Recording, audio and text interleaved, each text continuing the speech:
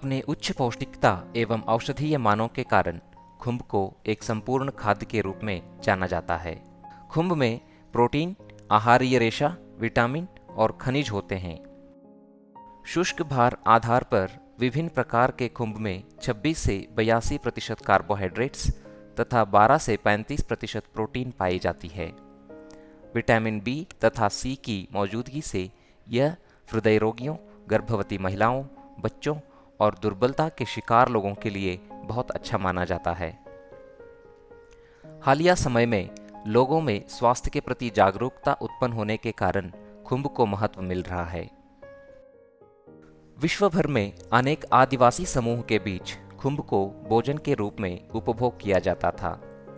तदुपरांत अनेक वर्षों से लोगों द्वारा खुम्ब की कृत्रिम खेती निसंदेह एक सर्वश्रेष्ठ चीज है जो कि मानव सभ्यता के लिए घटित हुई है। विभिन्न खुम्ब किस्मों, विशेषकर सफेद बटन खुम्ब, ऑयस्टर खुम्ब, धान पुआल खुम्ब, शिटाके खुम्ब, दुधिया खुम्ब जैसे प्रचलित किस्मों को विश्व के अनेक हिस्सों में व्यावसायिक तौर पर उगाया जाता है।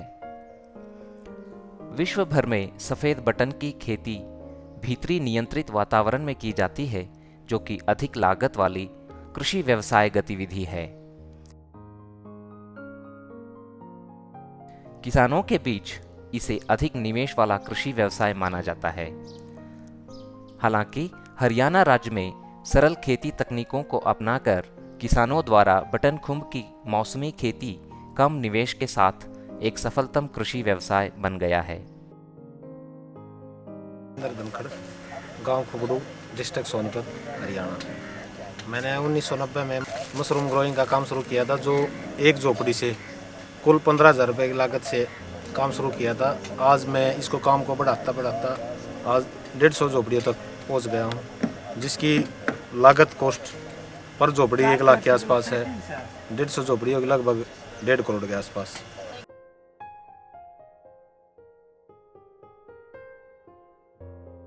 इस डॉक्यूमेंट्री में पंजाब तथा हरियाणा के किसानों द्वारा अपनाई गई बांस तथा पुआल से बनी झोपड़ियों और कंपोस्टिंग की दीर्घ विधि को दिखाया गया है।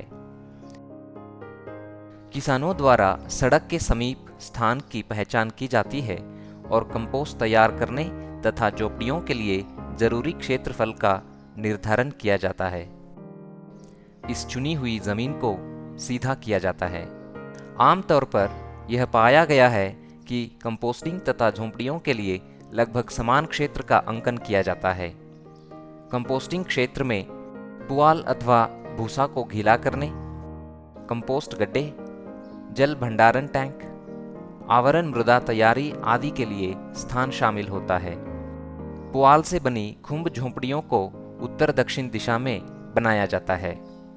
हरियाणा और पंजाब में मुख्यतः बांस, धान की पुआल और पॉलीथीन शीटों का उपयोग करके अस्थायी पुआल के घर बनाए जाते हैं। झोंपड़ियों की संख्या खेत में उपलब्ध स्थान पर निर्भर करती है।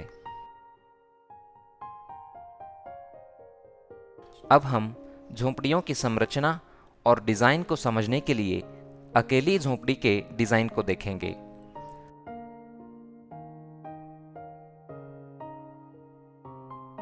आमतौर पर 3 रैक वाली व्यवस्था के लिए 22.5 बाय 60 फीट एवं 4 रैक वाली व्यवस्था के लिए 28.5 बाय 60 फीट क्षेत्रफल की आवश्यकता होती है। 8 से 10 फीट ऊंचाई और 11 से 13 सेंटीमीटर व्यास वाले यूकैलिप्टस अथवा बांस के खंभों का इस्तेमाल किया जाता है, जो कि झोंपड़ी के लिए 4 दीवारी बनाते हैं। इन खंभों को मिट्टी में 1.5 से 2 फीट गहरा गाड़ा जाता है, जो 6 से 8 फीट के फासले पर जमीन से 7 से 8 फीट ऊपर होते हैं। ऐसे ही 12 से 14 फीट के अधिक लंबाई वाले खंभों को झोंपड़ी के बीच में लगाया जाता है, जो झोंपड़ी के बीच के हिस्से को ऊंचा बनाती है।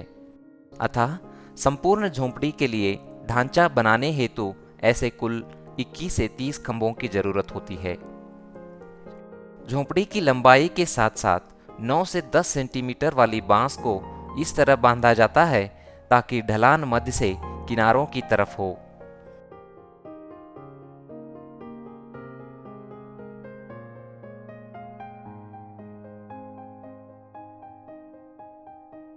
ढलान वाली बांस के खंभों को मध्य से किनारों तक समानांतर रखा जाता है, जो कि पुआल छत और पॉलीथीन शीट को उतरने से रोकता है। आमतौर पर ढलान वाली बांस की इस श्रृंखला को 1 से 1.5 फीट के फासले पर रखा जाता है।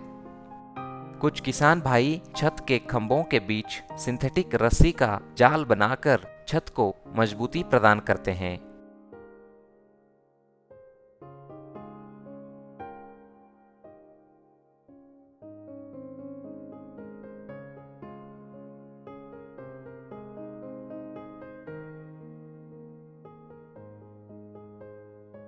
अब झोपड़ी के ढांचे को प्लास्टिक शीट और पुआल से ढका जाता है।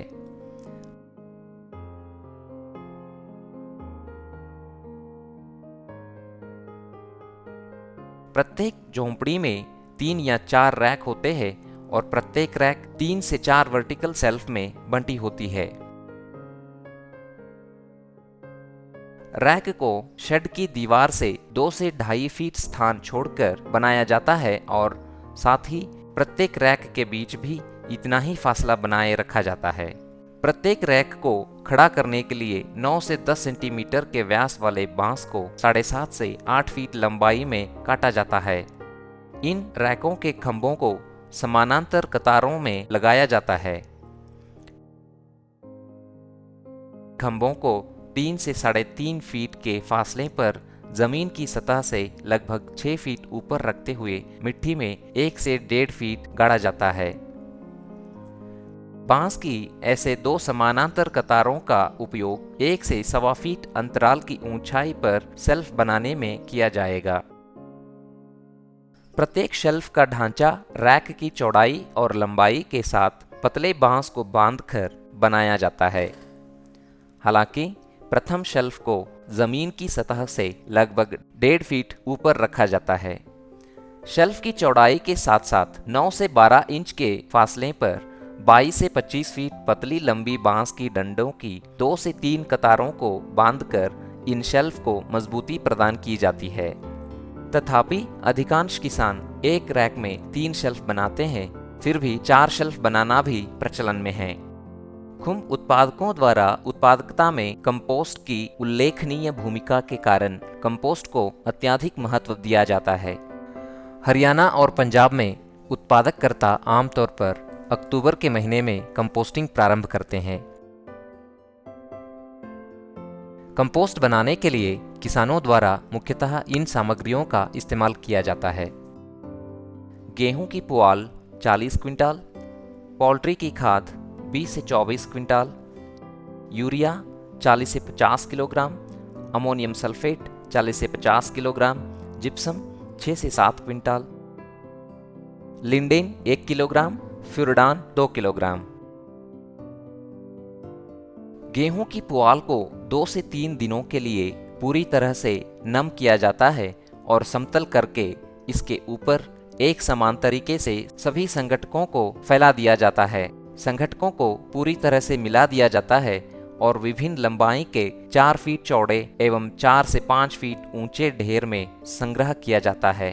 ढेर को तोड़कर अन्य ढेर में बदला जाता है। इस प्रकार का बदलाव 2 से 3 दिनों के अंतराल पर किया जाता है। पलटाई 2 से 3 दिन बाद दी जाती है। 5 से 6 बार पलटाई करने के उपरांत इनमें जिप्सम को मिलाया जाता है और ताज़ा ढेर बनाया जाता है तथा फिर से 3 से 4 बार पलटाई की जाती है। अच्छी कंपोस्ट गहरी भूरे रंग की होनी चाहिए। यह चिपचिपी नहीं होनी चाहिए। इसमें मीठी विशिष्ट गंध होनी चाहिए। यह अमोनिया की गंध से मुक्त होनी चाहिए और साथ ही इसमें अनुकूल नमी बनी रहनी चाहिए। यदि कंपोस्ट चिपचिपी है तब कंपोस्ट ढेर में एक बार और पलटाई की जानी चाहिए। यदि कंपोस्ट माध्यमिक सूखी हो तब अतिरिक्त जल का छिड़काव किया जाना चाहिए। तैयार कंपोस्ट को खुम्ब स्पॉन के साथ मिलाया जाता है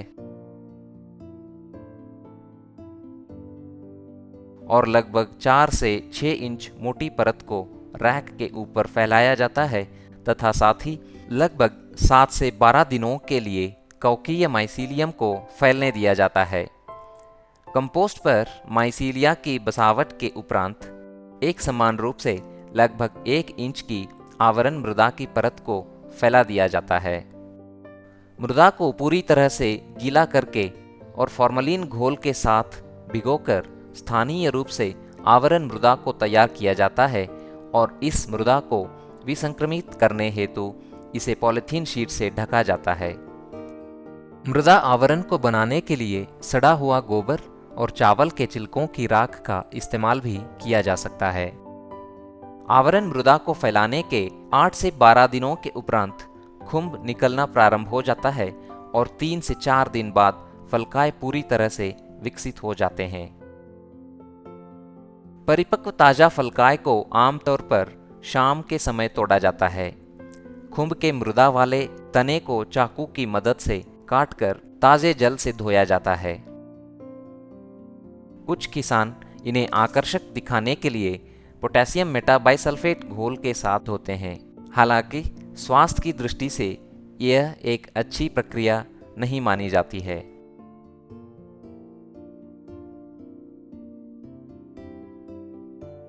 तोड़े गए खुम्ब को नज़दीकी सब्जी बाजार में ले जाया जाता है। खुम्ब में ताजापन बनाए रखने के लिए आमतौर पर रात्रि में परिवहन किया जाना चाहिए। रहने वाला सोनभद्र डिस्ट्रिक्ट हरियाणा और सन 2004 से जो है मशरूम का काम कर रहा हूँ। मैं पहले छोटे स्केल पर काम करता था 4-5 फार्म लगा के, लेकिन मशरूम के अंदर एक अच्छी इनकम सोर्स लगा तो आज मैं 27-28 जुगिया बना के काम कर रहा हूँ और 50 से 55 आदमियों को जो है रोज़गार दे रहा हूँ। और मशरूम से मेरे को अच्छा बेनिफिट है। और सन 2014 में जो है भारत सरकार ने मेरे को सम्मानित किया, अवार्ड दिया सोलन में 10 सितंबर को। और मैं कहूँगा कि मशरूम को ज़्यादा से ज़्यादा आदमी लगाएं और बीमारियाँ नहीं रहता है, लेकिन हम जो साफ सफाई से ध्यान करके अपना काम करेंगे तो अच्छा बेनिफिट है इसके अंदर।